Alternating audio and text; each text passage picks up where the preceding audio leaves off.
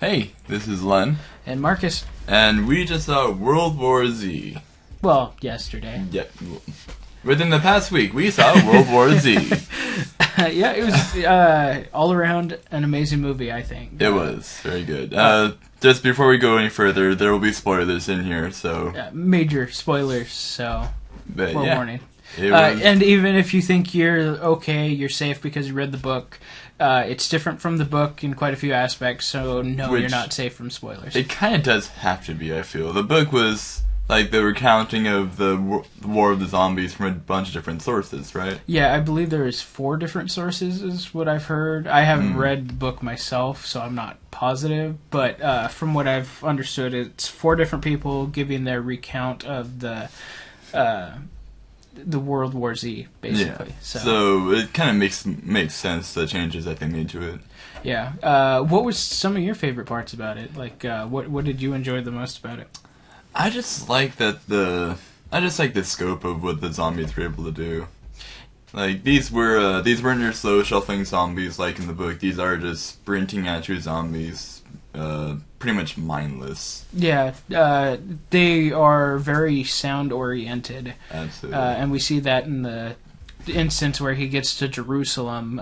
You see a couple people, well, not a couple people, it's a pretty good sized group, and it looks like they're worshiping because they're safe inside the walls of Jerusalem, because Jerusalem's built this fortified wall around all of pretty much Israel, is what it sounds like. Yeah. They get on the PA system and just totally obliterate everything because of it. Because the zombies everywhere, like there's such a wide range at that point of all the sound that's going out. The zombies hear it, make this giant wall of zombies just climbing over each other, trying to get to the top and breach the city wall. So I absolutely love that. They weren't coordinating at all. They were just literally just all trying to get the same point at it, so they're clawing over each other, and then it all just amassed into a giant pile. yeah, I really liked that they weren't super strong zombies Yeah. like you see in other movies. It seemed like they literally just were as strong as whatever that person was, so like if it was a fat guy, that guy was kind of a slower, he would run, but it wasn't like he was as fast as some of the others. Yeah. It wasn't automatic like, oh, everybody's the same zombie, so you always didn't know what you're coming after, what would happen. That and it was total strength in numbers. It was like if you could get a couple of them alone kind of thing, you had way better odds, but if you had just hundreds of them, you had virtually no chance. They were literally moving like river, piling over each other. It was impressive to see. And when they attack people, they don't just immediately try to bite them in the neck. They literally tackle you like a linebacker. Yeah, then go for you. It was very intense the way they the zombies were displayed. It was lots of fun. I love the makeup that they did. We see some close-up zombies later in the movie, and that was just surreal. It was just like, wow, that still looks so real. And the most zombies in other movies, you'll see lots of their eyes torn out or lots of injuries on their head. They didn't really have injuries, but they did look amazingly like zombies. Yeah, it was really well done. I like the fact that they didn't give you an origin for what caused this, and it's not even for sure zombieism, because they even talk about it. That's another thing. We actually had a conversation yesterday about how a lot of movies don't talk about zombies in that universe. Like, there's no zombies in that universe, and a lot of people just are like, what's a zombie?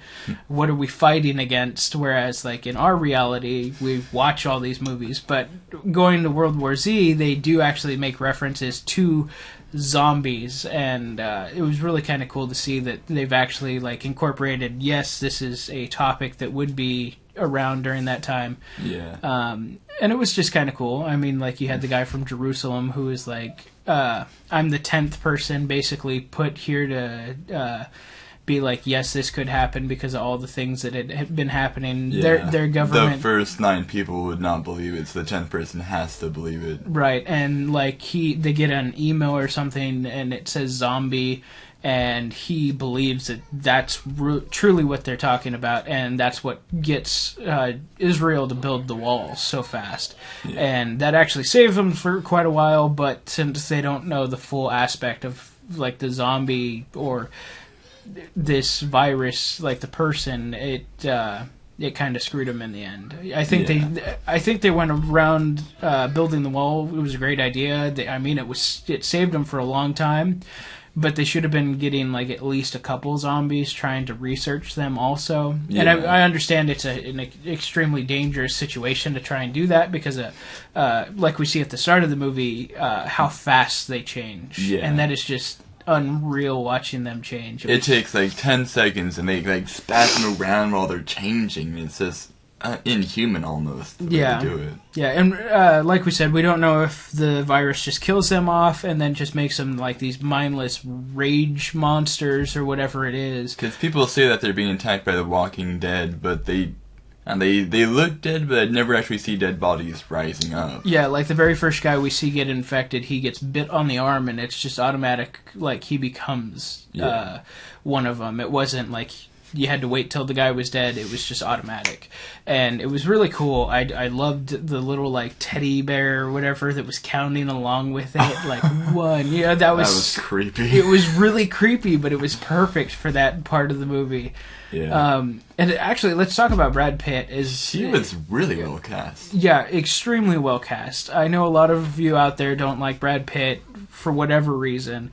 I even have had my own problems with him in certain parts that he's done in movies. They've used him a lot for like big blockbuster motion pictures like Mr. and Mrs. Smith or whatever. Yeah, but I think he was perfectly cast for this movie. It was extremely well done. I loved, we talked about it yesterday also, was the fact that Max Brooks was on set throughout the entire making of the movie, helping with it, that the director actually was willing to work with him to make the proper World War Z movie. And it is quite a bit different from the books, but there's a lot of actual hints to the book. I guess there's a couple scientists. The patient Zero is supposed to be still in India, or in Asia. I'm sorry. Yeah.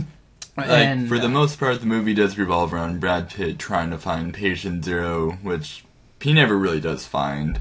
Yeah, he doesn't find it, but he's super. I love the way his character's made, like the investigator that's been through wars and stuff like that. That he's smart enough and capable enough of doing all of this, and it's. I like that he doesn't want to do it at the start because I can understand there's this giant outbreak going on. You got your family to look after. He's got his family to look after, but that actually is what keeps him from saying no, is because they've got personnel out on the aircraft carriers and stuff like that out in the ocean that are keeping people safe, but it's essential people that are vital to keeping the system going and keeping humanity alive. Yeah. And they even kick his family off after 48 hours of him not being able to contact him. That was pretty intense. That was. But in my mind, I could completely understand it. It's a little hard because at the same time, I was like, her husband just sacrificed himself, and that's what I would be thinking. Just like if it was Val or something like that, I'd be like, my wife sacrificed herself to protect you guys and try and get you guys this information, and you're kicking me off. I mean, at least they went to like the reserve or refugee camp kind of thing that they did. That was kind of nice that they didn't just like kick him back into the streets, because when at first they were like, we're going back to Boston, that was like, no, you want to go back there? You kidding me? Yeah, so it was, I really enjoyed it. Definitely top zombie movie that I've seen in years. Absolutely. What I love most about like Brad Pitt's character is that he was a war journalist before all the zombies came along. So he's been trained to absorb information out in the field and instantly use that in a useful manner. And you see him observing zombie, the one guy being bit. You see him counting down. And later while finding a zombie, he gets some blood in his mouth. And they're on the rooftop of a building. And he goes to the edge of that building and he just stands on the edge and counts down 10 seconds. Yeah, And that's like a brilliant little scene. well, that's just like in Israel when he's the girl he's with that's trying to get him to his plane, and when she gets bit on the hand, he chops her hand off. Just like right there, it was just like he pulls her knife out and lobs her arm off, and it was just like, oh my god, at that point it was just like, I can't believe I just saw this, but it was just instinctive thinking, like, what if I could stop it from reaching the rest of her? And it was a super cool idea. Yeah. And, I mean, she survives throughout the movie, and she's actually pretty useful. I mean, after the plane crash and stuff like that, just keeping him alive and able to keep him going until they get to somewhere where they can save him. And that plane crash. That's like the most terrifying thing to think of when you're in an airplane is, what if there's something dangerous on the plane with me? Yeah. And there totally was.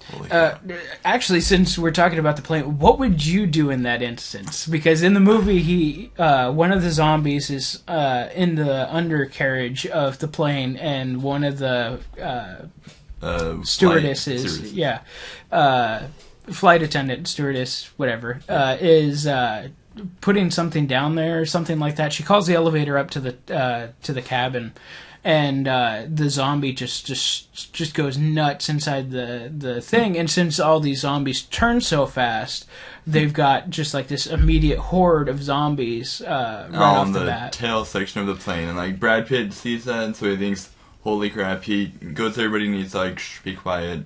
They all like gather up all the luggage and try making a bit of a wall. Yeah, and I think that really helped them in the long run, is because, like, had they not done that, I think they would have just been overrun instantly, and it would have there would have been no hope. But just that one piece of luggage dropped on the other side, then immediately pandemonium on a plane. Yeah, and as a last resort, he pulls a grenade and blows a hole in the side of the plane.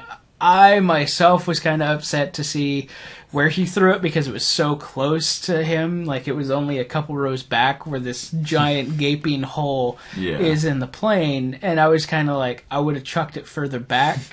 Yeah. But I don't know. It's hard to tell in that, like, in all that chaos, what you would do. And so what do you think you would do? I'm almost wondering, like, if you would have, like, first off, I'm wondering how hard it would have been to open the door mid-flight, because there would have been a lot of pressure. But if you, like, quiet everybody down and had them all put their seatbelts on, would that have been a viable option, maybe? Because that would have sucked all the zombies out. And would the plane have been able to stay afloat during that?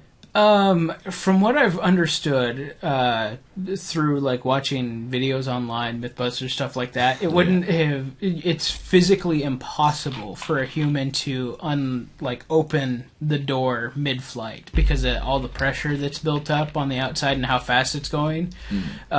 You're just all that pressure and everything like that, you're physically incapable of opening the door mid-flight.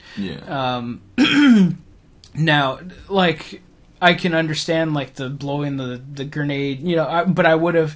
It's hard to, like, coordinate everybody to be able to be like, okay, you guys sit down, buckle your belts, because, I mean, it's just pure chaos, and these things are so fast, and they change so fast. It was, I think... in the situation, I mean, that was his only option. It was. But the only thing I would change, like I said, was, like, where I place that grenade. I'm almost wondering, like, if he had more time, could he have potentially maybe found a way to, like, the undercarriage of the plane? Would it have been maybe a little bit safer down there, or...? I don't know how planes are laid out, but it looked like the only way was at the back end of the plane. Where the hubbub was. Yeah, so you'd have to go wading through zombies. Yeah. And I really loved when he finally realizes how to get past the zombies. The whole camouflage system was so cool. It is brilliant, and that kind of like shows how like the zombies are less acting as zombies, more acting as a virus, because they're all just about not really like eating dead flesh, but like spreading the virus to others. Yeah, because they talk about it. Basically what he finds out is that there are people that the zombies are staying away from, that they don't even bother with. Yeah. And it amounts to he realizes that basically these people have terminal diseases. terminal diseases. There's this and- brilliant scene where you see this kid that's like, got a shaved head, probably has cancer or something.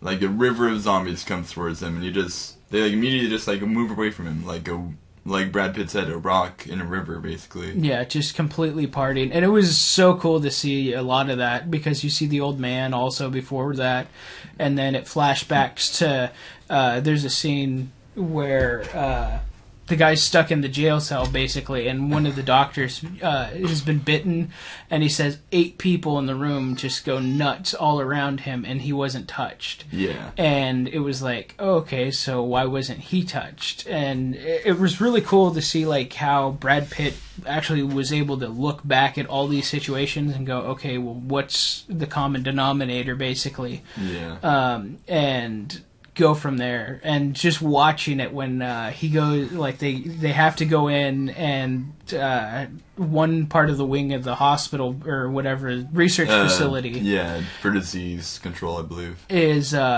locked down by the zombies, and he goes in there and he gets caught in the little fridge area where all the viruses and diseases and stuff like that are contained, and there's a zombie waiting right at the door, and he knows Brad Pitt's in there, and just watching that scene of Brad Pitt injecting himself with any disease, he doesn't know what disease he's putting himself All with. the people are watching on the monitor like, no, not that one, the other one.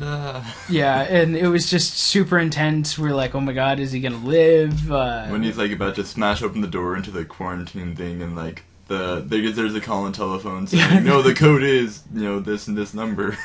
Yeah, and just watching him do that, and like after they said the disease won't take long to spread, that it'll get in his system, but watching like what happens after that, like watching the zombie just kind of like, what the hell, where did he go? You could tell like it was confusion almost on the zombie's face of like, Confusion, I know there frustration. was something right here. The little chomping that he made with his mouth was just, man, that's creepy. Yeah, it was so cool. And then then his walk back to the other side of the wing, he stops for a Pepsi. He has a Pepsi. He opens like the vending machine and just like releases all the cans, and they like spurt out and break. Yeah. Zombies all come like flooding towards him. They all completely go around him. Yeah. Like some even like shove him in the shoulder. They don't notice at all. Yeah, it's so cool seeing like I would really like to delve understand more how they were able to, like, it doesn't look like they were capable of seeing, obviously, because like, I mean, he's right in the face of a zombie, and he doesn't, like, the zombie doesn't react. It's all by sound, it seems like. Yeah. I don't know, it's just kind of interesting like how it's done, because it's like it's smell and sound oriented is what it looks like, because the sound is what pulls them there, and then the smell is what keeps them in attack mode, basically. But it was kind of interesting. Yeah. And then they also have like towards the beginning of the movie you see some elements of like instant like human pandemonium after the apocalypse starts. Like they're in a shopping mall or a grocery store. People are just looting everywhere, and he goes to the pharmacy, and this one guy has a gun on him. The guy like slowly lowers his gun and asks him what he needs. Yeah, and I kind of felt sad, because it almost seemed like the guy's kid had passed away, because he makes mention to this is what his daughter used and stuff like that, because Brad Pitt's daughter actually has asthma attacks. Yeah. And so she needs inhalers and stuff like that, and so they're trying to get her medicine, and it sounds like the guy's daughter had changed, or something had happened to her, that she's no longer around. That's why he was willing to help him, is what it sounds like. And then seeing like next scene, it's like his wife is basically looks like she's about to be raped by 2 guys. Yeah, it's just man. Seeing like pure chaos. It was so realistic. Like I could see all of this happening. Like some people are just going to be like, I'm going to fend for myself. Yeah. Other people that have lost people are willing to help others with that still can try and continue on. Yeah. And then you have like the really true corrupt and the criminal aspect where it's just we do whatever we want and we can't be punished for it. Yeah. And then there are also like a lot of little touches in the movie that kind of like bring it back home and realize while there is a whole ton of craziness going on, there is still some humanity in here. Like, after Brad Pitt and his family escaped their first major zombie thing, they're in a motorhome and his daughter is having like breathing problems. She doesn't have an inhaler. So he goes back there and he helps her breathe. Just like nice little human touches like that. Yeah. When he's changing the wound of the lady whose arm he cut off, like he has to change the wound and clean the stump and Yeah, that was pretty painful to watch, just thinking about that. And that is, it's pretty brilliant that, like, they adapt the technique of, like, taping magazines or stuff around your arm that the zombies can't bite through. Yeah, it's, like, that goes back to, like, their strength. They're not overpowered. They're not going to be able to rip through things that they couldn't rip through before. Yeah, they just have teeth and jaws. Yeah, exactly. And it was a genius move seeing him wrapping his arm up with, like, the duct tape and the magazines and stuff like that as a defense. And it comes handy a couple times there throughout the movie. Absolutely. But yeah, it was overall absolutely awesome movie. Soundtrack amazing, went perfect with the movie. It was so good. I almost was like, hey, let's buy another ticket. We're gonna watch it right now.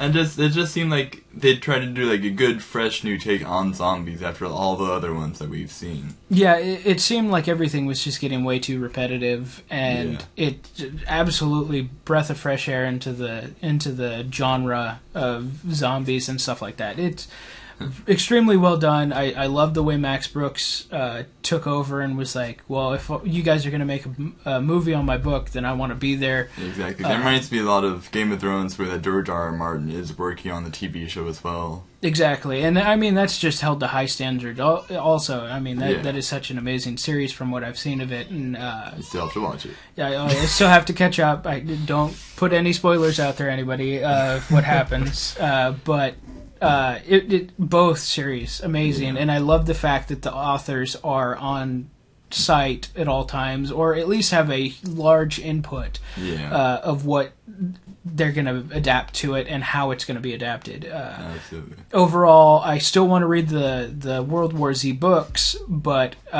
just watching the movie, breathtaking. Definitely 5 stars for me. 5 stars out of 5. Me too. Yeah, 5 out of 5. Just definitely worth watching if you've got an extra money, enough for a ticket to go watch it. Definitely go watch it. Definitely. We've watched Superman, we've watched Star Trek. Definitely my movie of the year so far. Absolutely. All right, well, that is Blockshot Gaming bringing you a movie review for World War Z. Thank you and good night. I never know how to end this.